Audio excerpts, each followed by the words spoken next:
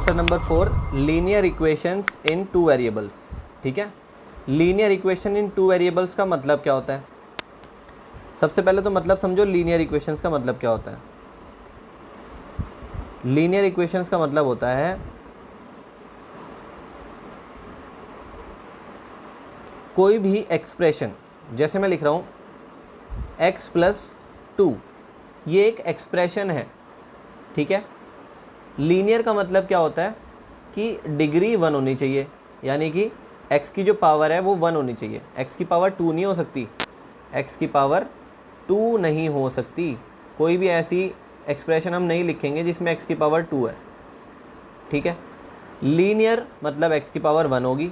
अभी ये linear expression है। जब मैं इस एक्सप्रेशन को इक्वल टू 0 रख दूंगा या equal to something, equal to के बाद कुछ भी आ सकता है, बट एक इक्वल टू होना चाहिए। एक एक्सप्रेशन के साथ जब इक्वल टू साइन आता है, राइट हैंड साइड में कुछ लिखा होता है, तो अब ये बन गई है इक्वेशन। कैसी इक्वेशन? Linear equation. तो यहाँ तक हमें पता लगा लीनियर इक्वेशन का मतलब क्या होता है, जिसमें डिग्री 1 होती है x की। x मतलब वेरिएबल, ज़रूरी नहीं है कि x ही आएगा। ठीक है, कुछ भी आ सकता है, y भी आ सकता है। y प्लस 3 इक्वल टू 7, ये भी एक क्या है? लीनियर इक्वेशन है। क्योंकि देखो इक्वल टू का साइन आ गया तो इक्वेशन बन गई। लीनियर क्यों है? क्योंकि डिग्री 1 है। किसकी डिग्री? वेरिएबल की जो पावर है।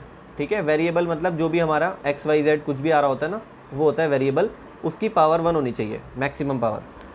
ठीक है ना, तो ये होता है लीनियर इक्वेशन। अब लीनियर इक्वेशन हम 8th क्लास में पढ़ा था हमने, linear equation in 1 variable. Linear equation in 1 variable हमने पढ़ा था 8th क्लास में। ये होता है 1 वेरिएबल। अभी देखो जो मैंने इक्वेशन लिखी है, 2 इक्वेशन लिखी है, 1 भी लिखी है, 2 भी लिखी है। इस तरह से मैं और भी लिख सकता हूँ। तो ये सब कैसी हैं? 1 वेरिएबल वाली है। क्यों? क्योंकि फर्स्ट इक्वेशन में देख सकते हो वेरिएबल कितने हैं। वेरिएबल कितने हैं? इसमें सिर्फ एक है। वेरिएबल क्या है? एक x वेरिएबल आ रहा है। ये जो सेकेंड इक्वेशन लिखी है, इसमें कितने वेरिएबल है? इसमें भी एक ही वेरिएबल आ रहा है, जो कि y है। अब मैं कोई और इक्वेशन लिखता हूँ, ऐसी लीनियर इक्वेशन, जैसे मैंने लिख दिया 2y plus 7 is equals to 4। क्या ये भी लीनियर इक्वेशन इन 1 वेरिएबल है? यस, ये भी लीनियर इक्वेशन है, क्योंकि डिग्री 1 है। y की पावर कितनी है? 1 है। y की पावर 1 से ये हो गई लीनियर इक्वेशन।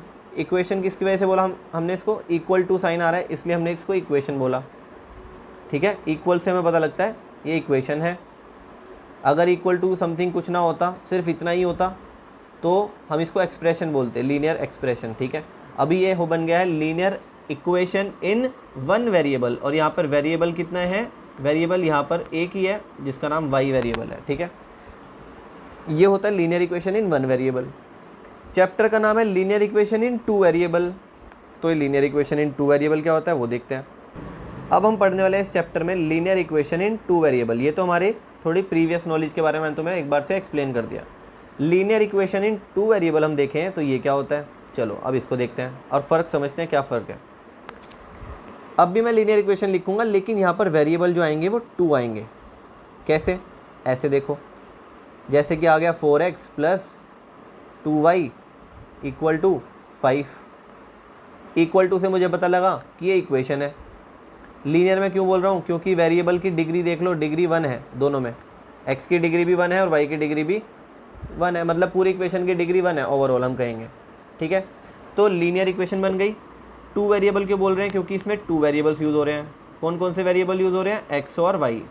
तो वेरिएबल इसमें x भी आ रहा है और y भी आ रहा है, तो 2 वेरिएबल्स आ रहे हैं, इसलिए ऐसी इक्वेशन को बोलते हैं लीनियर इक्वेशन इन 2 वेरिएबल। ठीक है, क्या कुछ बच्चे कहते हैं सर क्या हम इसको ऐसा भी लिख सकते हैं क्या? इसको अगर हम ऐसा लिख लें तो गलत तो नहीं होगा?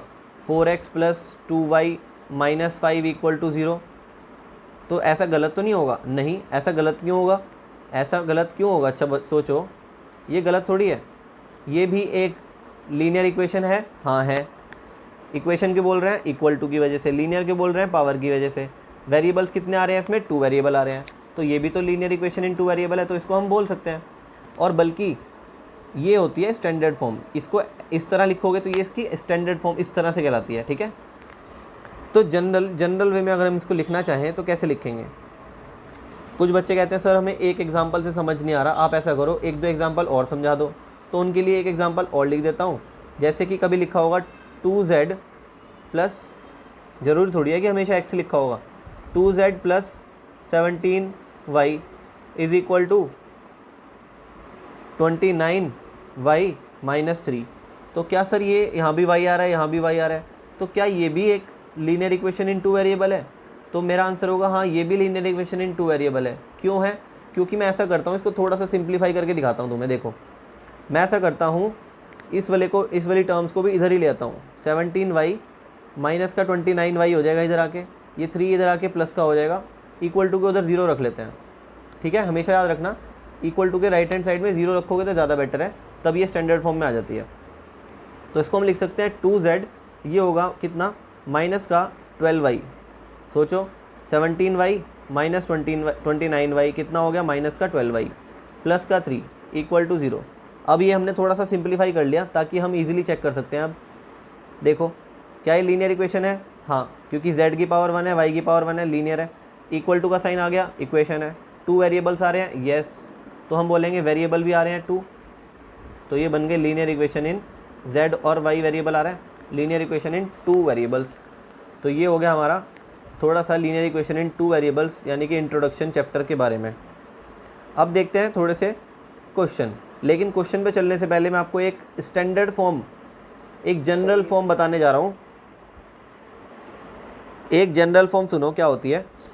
इसको अगर मैं जनरली लिखना चाहूँ, हमेशा कोई वैल्यू थोड़ी लिख के दूंगा। जनरली हम इसको कैसे लिखते हैं, ax plus by plus c equal to 0।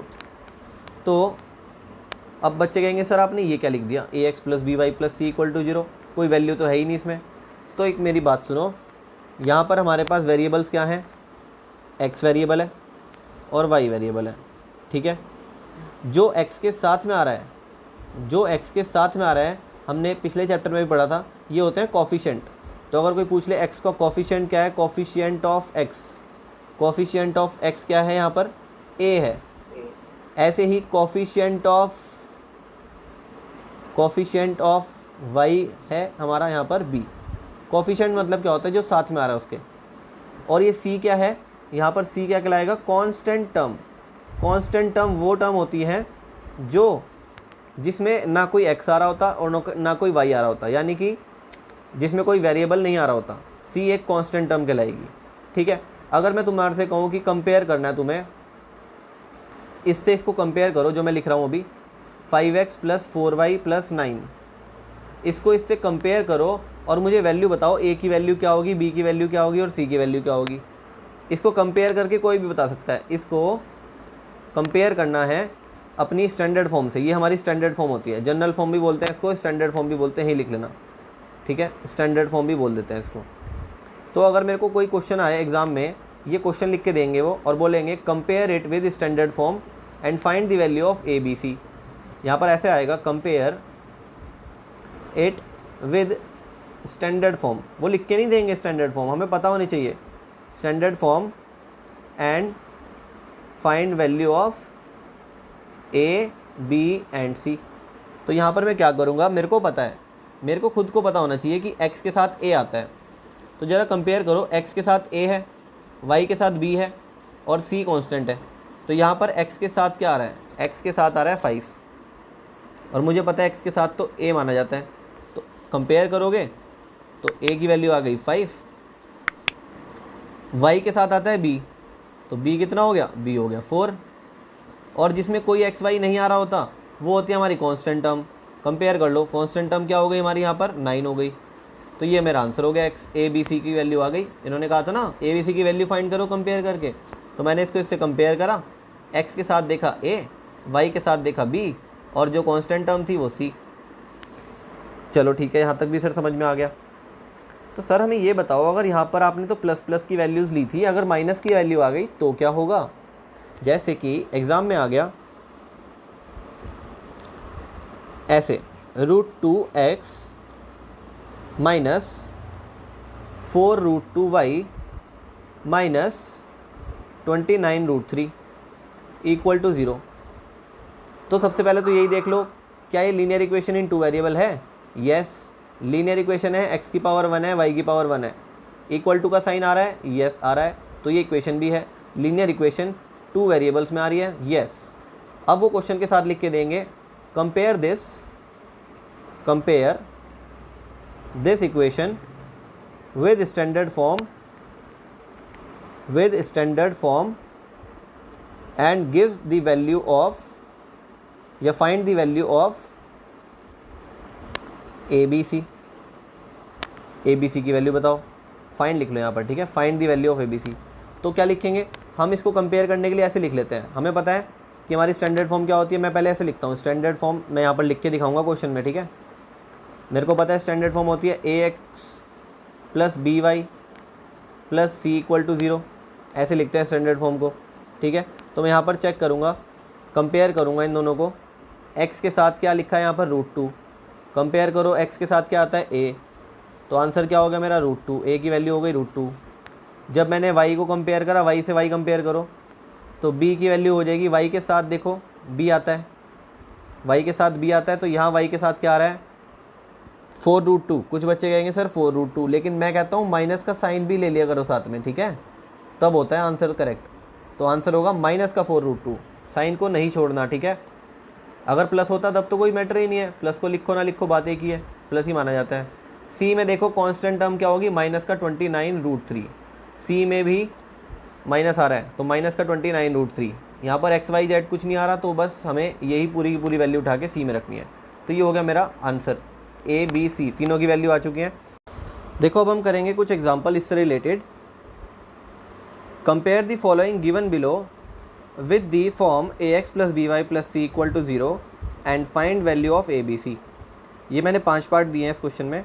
इसमें हमें इन पांचों पार्ट में क्या करना था, इसको स्टैंडर्ड फॉर्म में बनाना था, AX + BY + C = 0 इस फॉर्म में बनाकर फिर कंपेयर करना था, और कंपेयर करने के बाद हमें ABC की वैल्यू बतानी है। तो फर्स्ट पार्ट हम देख सकते हैं, बहुत सिंपल है फर्स्ट पार्ट। इसमें अगर मेरे को कंपेयर करना हो इसको इससे, मतलब हमें सारी इक्वेशन को कंपेयर करना है इससे, ठीक है, स्टैंडर्ड फॉर्म से। तो यहाँ पर अगर मैं कंपेयर करूँ तो मैं देख सकता हूँ x का कोफिशिएंट a है, मतलब x के साथ a आएगा। तो यहाँ पर x के साथ क्या आ रहा है वो देखो ज़रा ध्यान से, 17√2। तो यहाँ पर इसमें तो बहुत सिंपल है, फर्स्ट का आंसर तो हमारा a की वैल्यू हो गई 17√2, बहुत ही सिंपल। b की वैल्यू क्या होगी, y के साथ b आ रहा है, देखो y के साथ में b आ रहा है, यानी कि y का कोफिशिएंट है b। तो यहाँ पर y का कोफिशिएंट क्या है, +14, तो +14 लिख दिया मैंने। अब देखते हैं c को कंपेयर करो, तो c यानी कि कांस्टेंट टर्म क्या है, -2, साइन के साथ लिखते हैं, तो यहाँ पर आ जाएगा -2। ये हो गया हमारा ABC की वैल्यू फर्स्ट पार्ट में। सेकंड पार्ट को करने से पहले हम ये देखेंगे क्या ये स्टैंडर्ड फॉर्म में है जो उन्होंने मेरे को दी है, नहीं, यहाँ पर लिखा तो है इन्होंने। सबसे पहले मेरे को ये देखना है कि x के साथ सबसे पहले x वाला कोफिशिएंट लिखा हुआ है, फिर y वाला लिखा हुआ है, फिर कांस्टेंट टर्म लिखी हुई है। तो पहले x वाली टर्म लिखेंगे, ठीक है। तो हम ऐसा कर लेते हैं, इसको पहले लिख लेते हैं, ईजी हो जाता है देखने में। लिखने को हम ऐसे भी कर सकता हूँ मैं, लेकिन देखने में बिल्कुल सिमिलर सा होना चाहिए, फिर हम ईजिली कंपेयर कर लेते हैं ना। तो यहाँ पर देखो मैं सेकंड पार्ट थोड़ा सा नीचे कर लेता हूँ, जगह नीचे बना लेते हैं। सेकंड पार्ट देखो, यहाँ देखो मैं क्या कर रहा हूँ, पहले लिख रहा हूँ -2x। पहले मैंने x वाली टर्म को लिखा, क्योंकि स्टैंडर्ड फॉर्म में देखो AX पहले आ रहा है ना, तो x वाली टर्म मैंने पहले लिख ली। उसके बाद BY आ रहा है, तो y वाली टर्म इसके बाद लिख लो। y वाली टर्म है +√2y। उसके बाद ये 10 भी आ रहा है इस तरफ, तो इस 10 को भी इधर ही ले आओ, क्योंकि राइट हैंड साइड में हमें क्या चाहिए, 0 चाहिए। कंपेयर करो, क्वेश्चन में 0 चाहिए राइट हैंड साइड में, तो 0 कैसे आएगा, जब ये 10 इधर आ जाएगा। तो 10 को इधर ले आएंगे, -3 और -10 यहाँ के हो जाएगा। अब इसको थोड़ा सॉल्व करेंगे तो बन जाएगा -2x +√2y -13 = 0। अब हम कंपेयर करेंगे, तो ऑन कंपेयरिंग लिख सकते हो आप, ऑन कंपेयरिंग। कंपेयर करने के बाद मैं देख सकता हूँ कि x के साथ आ रहा है -2, क्वेश्चन में दिया है x के साथ a, तो कंपेयर करने से मुझे पता लगा कि a की वैल्यू तो हो गई -2, b की वैल्यू क्या होगी, y का कोफिशिएंट यानी कि √2, और कांस्टेंट टर्म c की वैल्यू -13। तो ऐसे करते हैं हम कंपेयर, जब हम बिल्कुल सेम सा लिख लें क्वेश्चन को। मैं करने को ऐसे भी कर सकता था, मुझे यहाँ भी दिख रहा है x के साथ क्या लिखा है -2, लेकिन मैं पहले इसको सही करके लिखूँगा फिर मैं देखूँगा, क्योंकि गलती नहीं होगी ऐसे, वैसे थोड़े चांसेस गलती के बढ़ जाते हैं।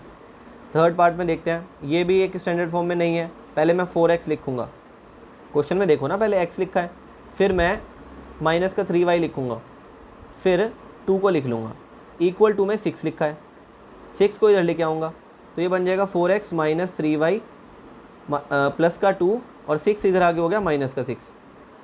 तो यहाँ से बन गया 4x माइनस 3y माइनस का 4 इक्वल टू 0। अब देखो बिल्कुल पहले x की टर्म आ रही है, फिर y की टर्म आ रही है, फिर कांस्टेंट टर्म आ रही है। ऑन कंपेयरिंग मुझे मेरा आंसर मिल गया। ऑन कंपेयरिंग लिखूंगा मैं। a तो आ गया मेरा 4, x के कोफिशिएंट को देखो 4, b आ गया माइनस का 3 और c आ गया माइनस का 4। ठीक है, ये हो गया हमारा थर्ड पार्ट। अब देखते हैं फोर्थ पार्ट। फोर्थ पार्ट को भी हम थोड़ा सा सही करके लिख लेते हैं। पहले x वाली टर्म को लिखेंगे, 4x को पहले लिखेंगे, √2y को इसके बाद लिखेंगे और -3 को फिर लिखेंगे बाद में, और इक्वल टू में 0 पहले से ही दिया हुआ है। ठीक है, ये बहुत सिंपल हो गया। कंपेयर करो इसको, क्वेश्चन में देखो a क्या होगा, x के साथ a है, b क्या होगा, y के साथ √2 और कांस्टेंट टर्म क्या होगी हमारी -3। ये हो गया इसका आंसर। ठीक है, a आ गया 4, b आ गया √2 और c आ गया -3। अब हमें लास्ट पार्ट देखना है। लास्ट पार्ट में देखो ये कुछ अजीब सा लग रहा है, इसमें कांस्टेंट टर्म ही नहीं है, x तो है, y वाली टर्म भी है, कोई बात नहीं। तो हम इसको ऐसे लिख लेते हैं, x को पहले यहीं रहने देते हैं, y को इधर ले आते हैं। तो यहाँ पर ये 0 हो जाएगा एक तरफ, तो ये बन जाएगा x माइनस 2y। ठीक है, मैंने क्या किया, x को इधर ही रखा, 2y को भी इधर ले आया, तो x minus 2y equal to 0 है ना। तो यहाँ से मुझे पता लगा। अब तुम कहोगे कि सर 0 तो राइट हैंड साइड में आता था, तो बात तो एक ही है। मैं कह रहा हूँ ये पूरी टर्म 0 है, तो इसको इक्वल टू 0 इधर लिख लो या इधर लिख लो, बात तो एक ही है। तो अब कंपेयर करूँगा क्वेश्चन में अपने ax से, अगर मैं इसको कंपेयर करूँ ax plus by plus c equal to 0 से, तो जब मैं कंपेयर करूँगा तो मैं देखूँगा कि इस क्वेश्चन में x के साथ कुछ नहीं लिखा हुआ, तो मैं 1 लिख लेता हूँ। मुझे पता लगा कंपेयर करके a की वैल्यू 1, b की वैल्यू को कंपेयर करो, मतलब y के साथ क्या आ रहा है b, यहाँ पर क्या आ रहा है -2, तो b तो हो गया -2। c यहाँ पर कुछ नहीं आ रहा, यहाँ पर c लिखा होता था लेकिन यहाँ पर कुछ नहीं लिखा, यहाँ पर डिजिट ही नहीं है तो 0 मान लो। ठीक है, तो कांस्टेंट टर्म भी कितनी हो गई, 0 हो गई। तो ये हो गया मेरा इसका सोल्यूशन। तो हमने इससे रिलेटेड जो हमने पढ़ा था उससे हमने 5 एग्जाम्पल्स भी देख लिए, तो थोड़ा हमारा स्ट्रॉन्ग हो गया होगा कॉन्सेप्ट। तो ये था हमारा इंट्रोडक्शन एक्सरसाइज 4.1 का। तो अब तुम्हें होमवर्क में आज एक्सरसाइज करनी है 4.1 कंप्लीट।